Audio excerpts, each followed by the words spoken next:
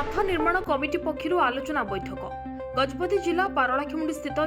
जिलापाल कार्यालय में आज रथ निर्माण कमिटी पक्षर आलोचना बैठक अनुष्ठित होछि। पारलाखेमुंडी तहसीलदार नारायण बेहरा तत्वावधान में आयोजित यह बैठक में रथ निर्माण कमिटीर सदस्य बसंत पंडा, नारायण राव बेहरा, बसंत कुमार, प्रनोज पट्टनायक, भारत भूषण महांती, अशोक कुमार महाराणा सह अन्य सदस्य माने उपस्थित रही विभिन्न विषय को नहीं आलोचना करथिले। एही परिप्रेक्षी रथ निर्माण ठारू रथ भंगा हला जाए समस्त प्रकार नीति को अवलंबन करबा नै निर्णय निया जायथिबा बेले रथ निर्माण श्रमिक पारिश्रमिक रथ निर्माण पई काठ सह रथ दौड़ी ठारू आरंभ करी समस्त आवश्यक सामग्री एवं परिचालना को नहीं समस्त आलोचना पूर्वक बैठकटी समापन होइतिला।